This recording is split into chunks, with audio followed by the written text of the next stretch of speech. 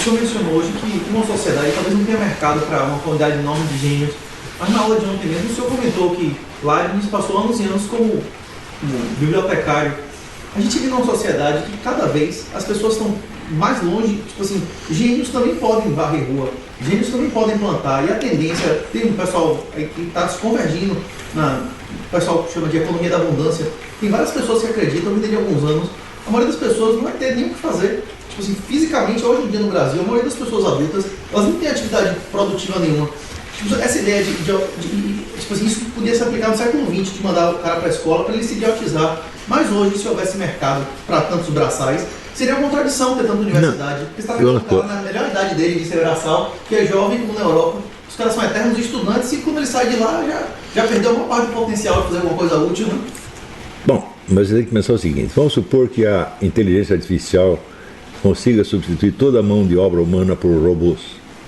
Então ninguém vai ter nada para fazer. E você acha que essa multidão de desocupados vai ser treinada para virar gênio? Talvez. Veja, isso é pior, essa é uma situação pior do que a anterior. Na anterior, você não tem função na sociedade para tantos gênios. Bom, agora você tem uma multidão de gênios que, por definição, não tem função alguma. Mas eles podem ser gênios sem ter função, como o Leibniz era gênio e era bibliotecário. Então a gente pode ter gênios varrendo na rua, né? Não, o que eles vão virar não é gênio, todos vão virar drogados. É isso que realmente acontece. Por quê? Você não tem função, você não serve para nada, os robôs tomaram o seu lugar, eles até mandam em você, e você é um gênio, tem QI 210. Mas os robôs não podem fazer produção física, você vai passar a fazer produção intelectual, como hoje, tem pessoas que têm um canal no YouTube. E existe viabilidade, vamos dizer, para você transformar toda esta produção intelectual em alguma coisa Alguma parte deles vai ser artista, alguma parte deles vai se dedicar à vida espiritual, nem todo mundo vai precisar ser intelectual, né? Bom, mas é a mesma coisa, quer dizer, eles estão nas atividades superiores, né? O autor daquele livro Sapiens sugere que vai ter que ser colocado para a humanidade a participação em jogos. Então, jogos vão ser criados para entreter, digamos assim, ocupar as pessoas. Está ressalvando que esse cara é um artista cultural, gaysista. Sim. Tipo assim, todas as posições que ele teve na vida foi em decorrência do ativismo gaysista e tal, e como o cara faz, mas tem várias coisas que são válidas, inclusive essa Você está ideia. falando do Sapiens? Isso. Agora, Eu parei de ler logo na primeira página, porque eu percebi, eu quero ver qual que é desse cara. Quando ele subiu e começou a falar logo na primeira página, vai ser possível a gente regredir, conviver com espécies que não são humanas, ou seja, sapiens que não são humanos, eu falei, vou fechar esse livro, esse cara é louco. Não, mas eu não estou levando em consideração Não, eu acho que... o cara está certo ou não. É só seguindo a linha de... você imagina que coisa horrível é o seguinte, você é um gênio sem função social nenhuma e tudo o que você faça não serve para absolutamente nada. A função social e econômica não podem convergir, professor. Como as universidades antigamente não eram um negócio, podem haver instituições no futuro onde a pessoa se desenvolva intelectualmente, mas que isso não signifique necessariamente produzir coisas físicas que esteja na mão da automação.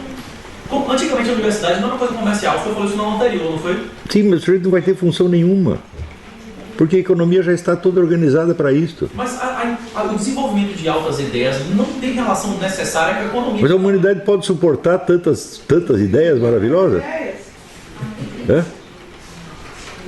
Não é possível isto. Isso já é mentalidade revolucionária. Querer fazer o papel de Deus, você vai fazer um mundo completamente artificial. É isso. A maioria das pessoas podem querer se drogar. A questão é que, tipo assim, é possível. Você vê, o número de gênios em circulação tem um certo limite, você não pode passar disso.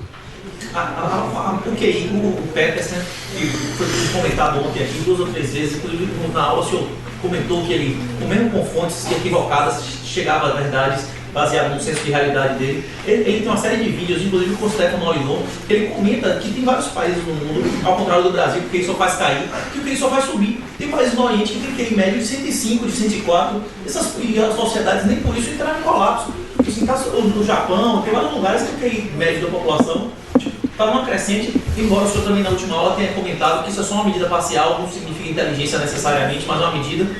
Assim, talvez a gente vive numa sociedade que não são gênios em relação aos demais, mas em relação a nós, A maioria das pessoas hoje que são alfabetizadas, se for comparado com as pessoas de 1000 anos atrás, que era a população de 90% de analfabetos, provavelmente um cara de educação e instrução mediana hoje seria considerado um gênio 1000 anos atrás. Não, de jeito nenhum. De jeito nenhum. Ao contrário. Ao contrário, porque você educava muito menos gente. A educação começava mais tarde, mas a educação era de altíssimo nível e levava os caras para o máximo da perfeição possível. E se você pegar um PhD de hoje, você pega um PhD de hoje, você pega o John Duns Scott. PhD é um jumento completo para o John Duns Scott. Né? A Márcia Tibúria PhD. Pois é, a Márcia Tibúria PhD. A academia é uma comprovação. A academia hoje em dia, o cara vai para a faculdade, especialmente nível de pós-graduação, de mestrado e doutorado, aquilo ali é um certificado de conformação. E conformação de uma ideologia. Quanto mais o cara avança, menos ele tem contato com a realidade. Sim. Em termos médios, a sociedade há 200 anos atrás, muitas pessoas eram analfabetas. Um cara médio, mesmo se um cara médio de hoje, que não fez faculdade, que fez colegial, ele tem acesso a uma de informações, de estímulos que não existia naquela época. Você não precisa voltar 1000 anos, você volta 150 anos. Você vê, o número de intelectuais era bem menor, tá certo? Mas você tinha, ao mesmo tempo, pessoas com um senso de realidade tão agudo, que elas conseguiam pegar o funcionamento inteiro da sociedade. Pega o Flaubert, um Dostoiévski. Hoje você não tem isso. Você pega qualquer PhD em literatura, compara com o Flaubert, o Flaubert ganha de 10 mil a 0. Porque eram poucas pessoas. Né? Então, uma superpopulação de gênios seria uma desgraça. Eles iam todos ficar loucos. Mas cada gênio desse, ele vai acordar com um novo projeto de humanidade. E você tem, num só dia, você tem 1 milhão de novos projetos de humanidade. Hoje já acontece isso em parte. Né? O que você vai fazer com tudo isso? Vai queimar tudo, né? Professor, posso citar um exemplo de uma situação que me chocou bastante? Eu descobri que eu comentei até com o Silvio no caminho. Os meus estagiários de pós-graduação, eles não sabem abrir uma garrafa, um abridor. Eles não sabem abrir uma lata. Pós-graduação. Então, eu acho assim que ele está num mundo de abstração lá. E também ele não sabe o que está falando. Mas é por isso que esses exemplos não são válidos. É porque os alunos de pós-graduação, de mestrado e doutorado são os exemplos das pessoas que passaram pela certificação de idiotização mais alta. A questão é essa. Minha questão é que pode não haver lugar econômico para os gênios, mas pode haver ocupação social. E o exemplo foi da aula de ontem. O professor comentou que Leibniz, por exemplo, foi bibliotecário por anos. Talvez as pessoas no futuro, com o avanço da sociedade, não podem ser todos gênios, mas gênios em relação ao que a gente tem hoje, né? As pessoas começarem a ter um grau de educação que eles podem ter papéis sociais que não sejam necessariamente econômicos.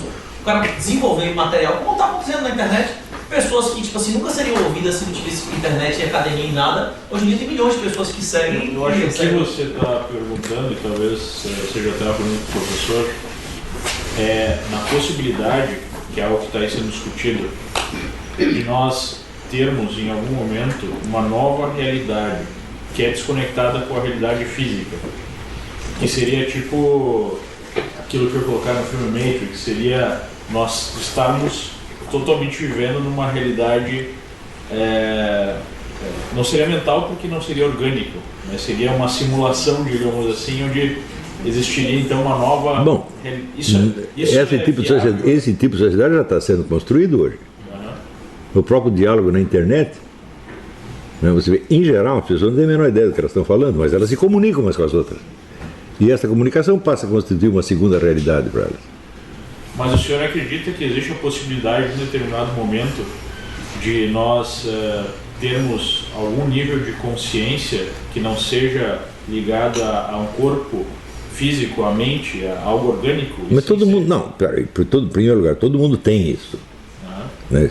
Mas isso não quer dizer que esta segunda camada de realidade seja aquela que está na cultura ambiente. Né? Eu vejo, por exemplo, que, sei lá, eu mesmo entrei em certas dimensões que são superiores ao corpo físico, evidentemente, mas elas não têm vigência social. Né? Então, por exemplo, sei lá, você vai entrar nas experiências místicas. Ah, então nós vamos criar uma multidão, acho que todo mundo tem experiências místicas, todo mundo conversa com Jesus Cristo. Né? O que o governo vai fazer com essas pessoas? Vai drogar todas. Não, seria uma coisa diferente. Seria, por exemplo, o senhor poder ser um software, digamos assim. Digamos, a transferência da consciência. O Olavo agora é um software, o Leandro é um software, todos nós aqui somos um software, não temos mais um corpo, não temos mais as características que nós temos hoje. A questão é se isso seria possível ou não, se isso é uma expressão de um fetiche. Bom, isso é possível, mas as pessoas vão continuar tendo corpos, né?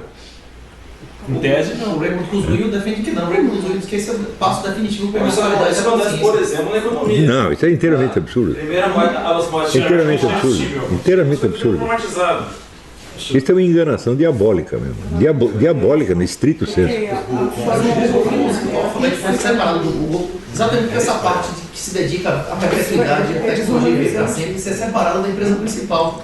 E, tipo assim, os caras estão investindo bilhões nesse tipo de... Escuta, mas a eternidade da consciência e o sujeito continua fisicamente vivo?